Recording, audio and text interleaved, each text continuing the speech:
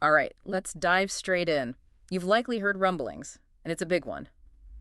The App Store is operating in a fundamentally different way thanks to a recent court decision. Yeah, a really significant shift.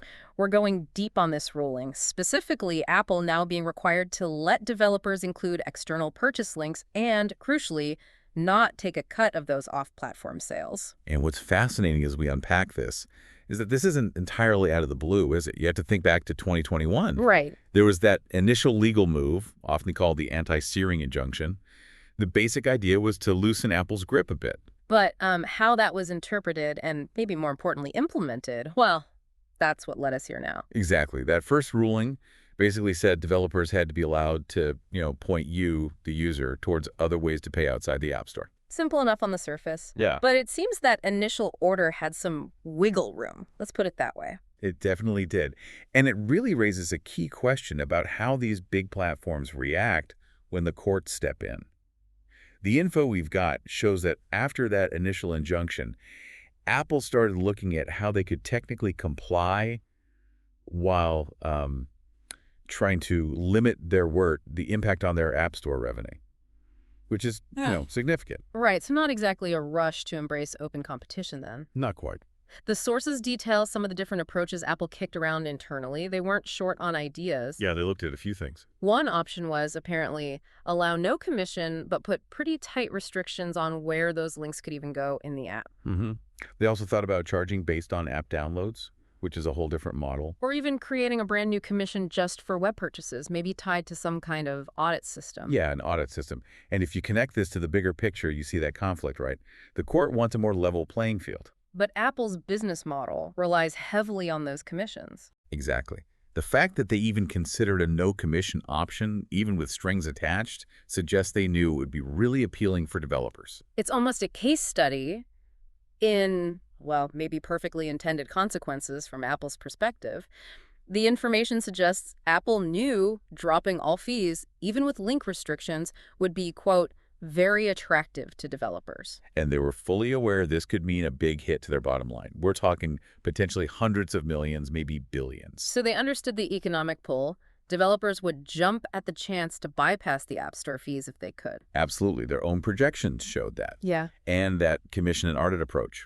They apparently figured only the absolute biggest developers would go for that. Okay, and here's where it gets really interesting.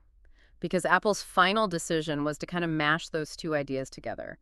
The commission and audit system plus limitations on where developers could actually put those external links. And the judge in this latest ruling, well, she didn't mince words. She called that specific choice the most anti-competitive option. Yeah.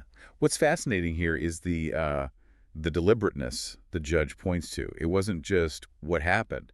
It was that they picked this from a menu of options. And the court felt that path actively worked against the whole point of the original anti-steering injunction. Precisely. Then we get into the actual commission rate itself. They landed on 27%. Right. And the sources show there was some internal back and forth. Some people floated 20%. Luca Maestri apparently pushed for the 27%. Seems so. And interestingly, Phil Schiller seems to have been against any commission on these external sales. But Tim Cook made the final call, 27%. And this is a crucial point where the judge really focused.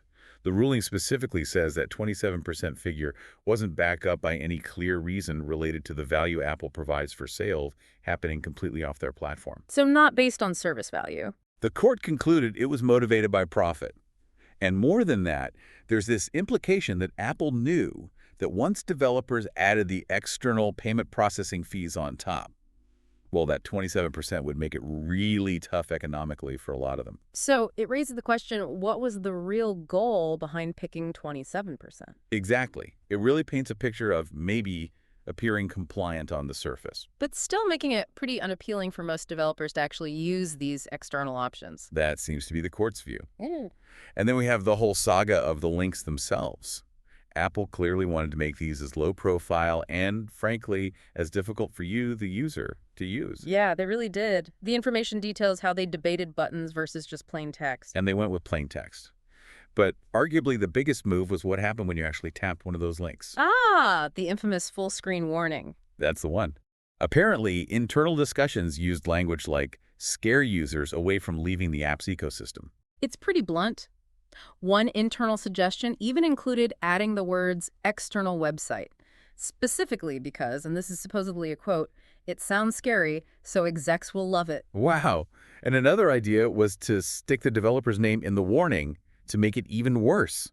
It's quite something to read. It really gives you a window into the mindset at the time, doesn't it? The priority wasn't user ease or developer freedom. It felt like putting up roadblocks. Reportedly, even Tim Cook chimed in, suggesting adding a warning specifically about Apple's privacy and security protections not applying anymore once you leave the app. A sort of you're on your own now message. And when Apple tried to argue in court that scary was just, a term of art meaning something like raising awareness. The judge wasn't buying it. She called that argument a strain on common sense. Yeah, you can see why. It really highlights that disconnect when internal emails or messages say one thing and the public line is something else entirely. But those weren't the only hurdles they put up, were they? No, not at all. They also put limits on the actual text developers could use in the links themselves. And they blocked some developers, ones who already had lower commission deals, from even using these new external link rules. Correct. And they apparently decided against using dynamic links, links that could change based on context, which would have made the whole process much smoother for you, the user, just creating more friction. So when you stack all these little decisions up, It built a pretty strong case, or at least the judge thought so, that Apple wasn't genuinely trying to comply with the spirit of the original injunction.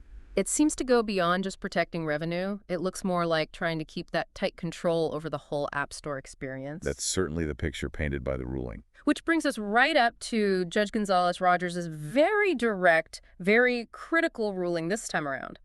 She concluded Apple repeatedly chose the worst option for developers and basically deliberately failed to comply with her first order. She didn't hold back. No. She went so far as to say, and this is a direct quote, in other words, Apple sought to secure its illegal revenue stream from every angle. And then just bluntly, Cook chose poorly. That directness is really striking. It underscores just how strongly the court disapproved of Apple's whole approach here. It's a clear judgment on their attempts at compliance, or rather, the lack of it. So the key outcome, the bottom line of this new ruling, seems pretty straightforward now. It seems much clearer, yes. Developers basically now have much more freedom, seemingly unrestricted use of links and even buttons now Buttons too, yes. That's important. to direct you to sales off the platform. And Apple is explicitly forbidden from charging any commission on those web-based purchases. That's the core of it. It tackles the exact issues the judge found problematic before: the commission and the restrictions on the links. It's a massive shift in the App Store landscape. Absolutely. By killing the commission for these external sales and allowing more obvious links, like buttons, it gives developers a genuine economic reason to offer other buying options. And maybe build more direct relationships with their customers, too. Potentially, yes. Bypassing the App Store intermediary in that way. Now, we should mention Apple has responded. Their spokesperson, Olivia Dalton, said they disagree with the ruling Unsurprisingly. and they intend to appeal. So this legal fight is probably not over yet. That's a really important point. These things can take time, appeals happen, but still, this ruling is a very clear legal smackdown of Apple's current policies. It's a big step towards potentially more openness. Okay, so let's bring it back to you, the listener. What does all this actually mean for you?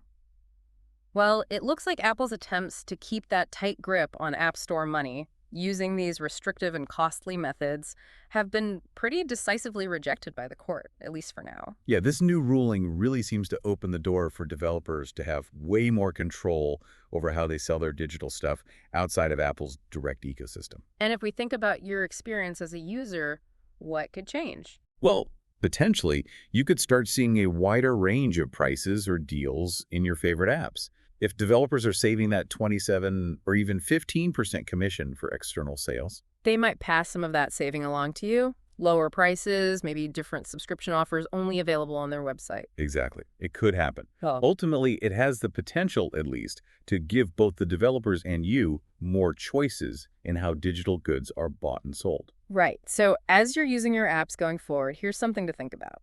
How might this specific shift start to influence the broader digital marketplace? Yeah, that's the big question. When these huge platform holders face real challenges to their commission models, what are the ripple effects? Could we see similar pressures pop up in other areas of digital commerce, challenging those established gatekeeper fees? It definitely sets a precedent, or at least adds weight to the arguments against these closed ecosystems. It's certainly food for thought as this whole digital landscape keeps shifting under our feet. Absolutely. Definitely one to keep watching.